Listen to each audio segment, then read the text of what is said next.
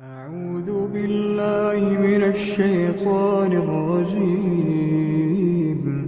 إلا تنصروه فقد نصره الله إذ أخرجه الذين كفروا ثاني اثنين إذ هما في الغار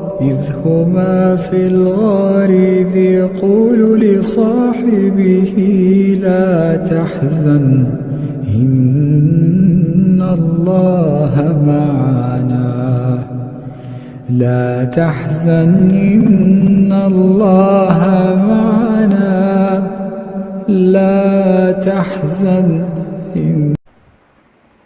السلام عليكم ورحمة الله وبركاته. ازيكم عاملين ايه؟ يا رب تكونوا بخير.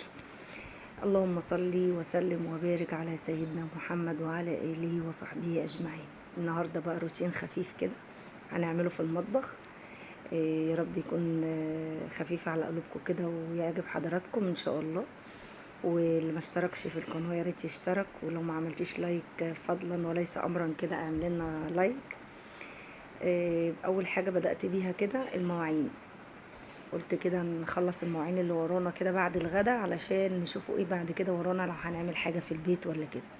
بدأت بالكوبايات غسلتها. طبعا لازم كده وانتي بتعملي حاجتك وانتي بتغسلي وانتي بتروقي وانتي بتعملي اكلك، يا ريت ما تنسيش كده طول ما انتي قاعدة تصلي على النبي عليه افضل الصلاة والسلام.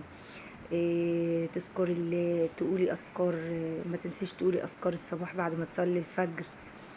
يا جماعه الحاجات دي بتفرق معانا جامد والله العظيم. يعني طول ما انت قاعده خلي لنفسك ورد كده، خلاص روقت بيتي وخلصت وخلاص كل حاجه اللي ورايا خلصت خلاص.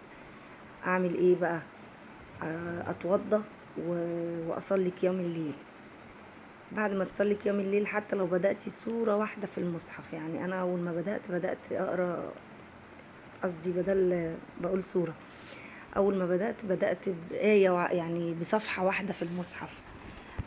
لو بدأتي بصفحة واحدة هتلاقي نفسك مرة بقيتي صفحتين، مرة 3، مريتي على الصفحتين كل يوم خير ونعمة وفضل كده بدل ما بنهجروا المصحف بتاعنا.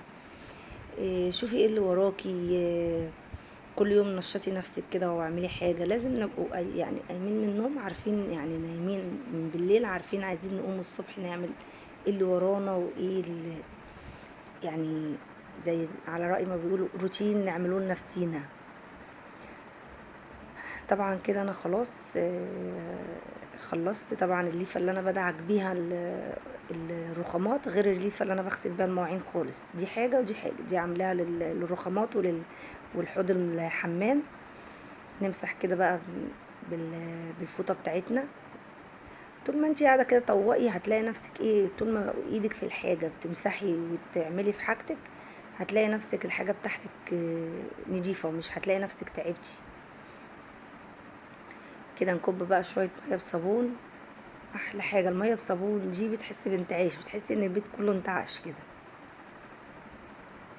كده انا كبيت بنعمل الميه وهنفضي ميه بقى ايه تاني نضيفه كده من غير صابون.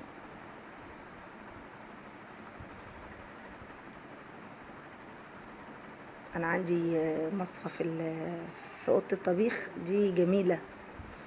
وادي منظر اوضه الطبيخ بعد ما شطبنا المطبخ خلاص. هي صغنونه بقى وجميله كده محندقه على قدينا يعني كده الحمد لله. بوريكم بقى، بصوا النظافه جميله يا جماعه. وده الطبق ده بشاور لكم، ده تين شوكي سانجي جابته لسه هقشره له منقعاه في ميه يعني وكده عشان ايه يحوش الشوك شويه. نخش بقى على الحمام ونحطه بقى. انا حطيت كرول وصابون بس ما جاتش حته الكرول اللي انا كبتها. وهكب بردك في الارض. طبعا احنا لسه بقى كنا واكلين سمك وطبعا كله كانت ايديهم زفره وبيغسلوا وبيعملوا ايديهم، فلازم نصبن كده بعد ما هم عملوا عشان يبقى ريحه الزفره نهينا عليها من البيت خالص. نرمي اعزكم الله الزباله يعني والحاجه. تصبينه كده على خفيف، يعني هو مش روتين، مش غسيل يعني، بس ايه تصبينه كده ايه على خفيف. نديها تصبينه كده.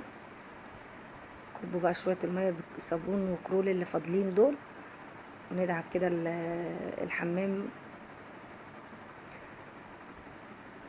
اما تكون ايدك على طول في الحمام، يعني لو كل يوم بتعملي الحركة دي هتلاقي حمامك على طول نضيف على طول. الحمام بتاعك مفهوش تراكمات، يعني الحاجات الوحشة يعني اللي بتبقى موجودة في الحمامات وكده. في ناس بتبقى سايبة الحمام بتاعها بتبقى فترة ما الله أعلم بقى، مش قادرة تدعكه، والله أعلم، كل واحد بحاله. يعني كل واحد. أما تكوني ماسكة مطبخك وحمامك على طول إيدك فيهم، هتبصي تلاقي حاجتك على طول نضيفة. ربنا يقوي كل من كان، واللي شغال ربنا يقويه، وربنا ربنا يقوي كل الحريم. يعني احنا كلنا بنتعب والله في بيوتنا، ربنا يقوينا كلنا. نشطف كده المكنسة.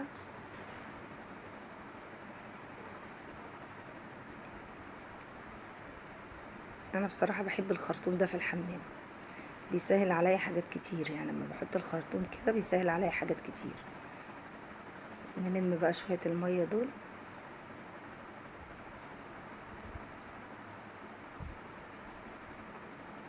كده خلاص احنا صفينا المية اللي في الحمام، فاضل بس ننشفه وخلاص على كده. والسلام عليكم ورحمة الله وبركاته.